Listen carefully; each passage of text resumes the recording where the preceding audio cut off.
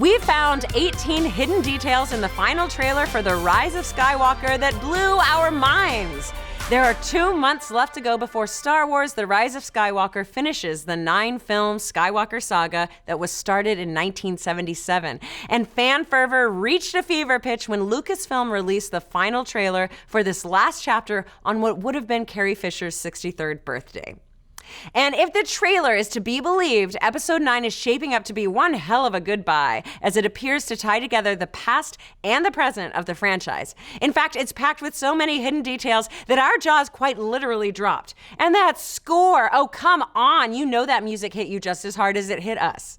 Nonetheless, with so much going on in the trailer, we're breaking down all of the hidden details that blew our minds.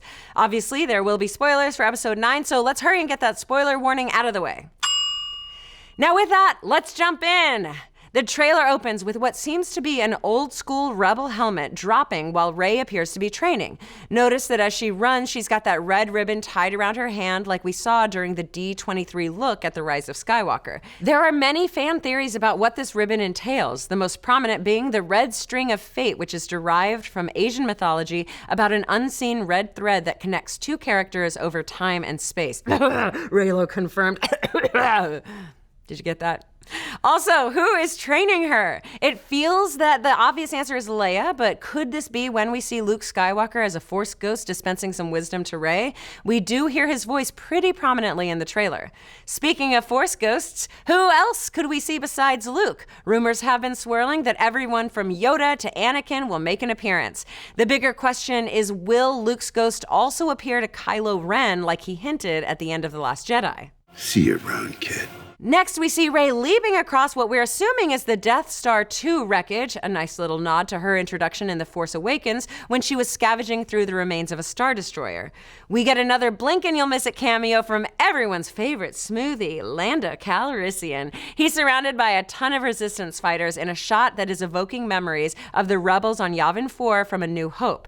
We also spotted a Mon Calamari who is reportedly Admiral Akbar's son, who was just recently introduced in the comics. Throughout the trailer, we see a ton of Resistance heroes like Rose, Connix, Finn, newcomer Janna, and whoever the hell Dominic Monaghan is playing, as well as a quick shot of Kerry Russell's bounty hunter character, Zori Bliss. But seeing Lando surrounded by Resistance members has us wondering, how much has the Resistance been able to rebuild? And how much control does the First Order have over the galaxy? Do the good guys really have a chance? This is Star Wars. There is always a chance. Great shot, kid. That was 1 in a million. Of course, it wouldn't be Star Wars without spaceships, and holy ship, there are a ton. Yes, there's this brief glimpse at Leia's blockade runner, the Tantive 4, early on in the trailer, but later it's literally a Where's Waldo of spaceships. In addition to the Falcon, we get a glimpse at what fans are assuming is the Ghost from Star Wars Rebels, which also appeared in Rogue One, a Nebulon B frigate, a Hammerhead corvette, a Nebulon C Resistance frigate, a U-Wing, a Resistance bomber, what looks like Hans Holler from The Force Awakens, and what appears to be Separatist cruisers. Some fans even claim to see the Colossus from the Resistance TV show, but honestly, the USS Enterprise and Firefly Serenity could be in there, and we would believe it at this point. And it's not just old Rebellion ships we see. There is a lot of classic Imperial action going on as well. While we see First Order TIE fighters and several flashes of the new TIE daggers that are most likely allied with Palpatine, what had fans most excited was all that Imperial Star Destroyer action. In earlier trailers, we saw a fleet of them, but the sight of one rising from the ice as well as their modified giant ventral cannons at work has people wondering if this new fleet of Palpatines will be working with or against the First Order.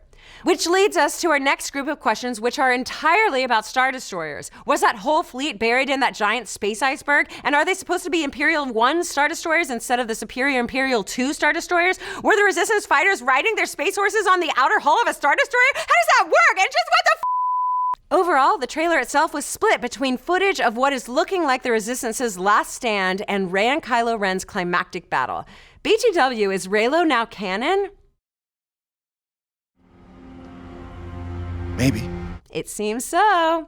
So much of this sequel trilogy revolves around their relationship, and this final chapter appears to be no different, especially with Palpatine saying in the trailer, "Long have I waited, and now your coming together is your undoing." What he's saying here is that Rey and Kylo Ren's connection is quite possibly the key to everything. But how will it all shake out? While most of the trailer shows them fighting against one another, there is this quick shot of them destroying what fans are saying is a statue of Darth Vader. Notice their posture towards one another, and it looks like they're on the same side. Also, what is the significance of the dagger Rey's holding right here? Some are speculating that it could be some sort of Jedi or Sith artifact.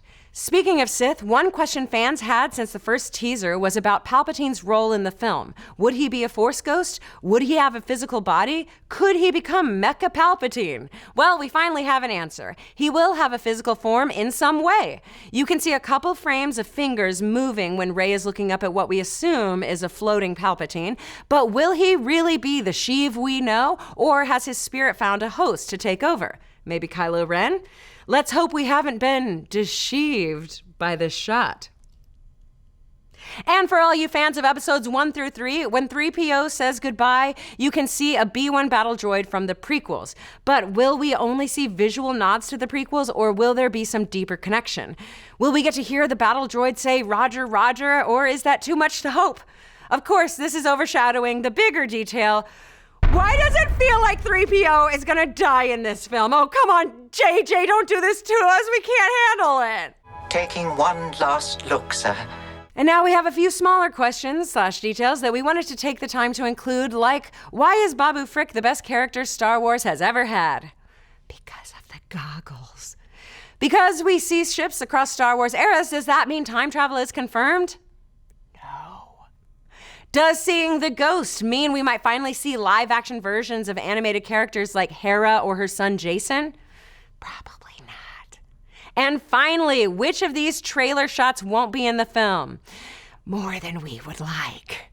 But we'll just have to wait until Star Wars The Rise of Skywalker hits theaters on December 20th or the 19th if you got those sweet, sweet Thursday night tickets to find out the answers to all these questions and more. But what do you folks think? What was your favorite detail from the Rise of Skywalker final trailer? Are we naive to trust a trailer in 2019? And seriously, why is Babu Frick the best? Let's discuss.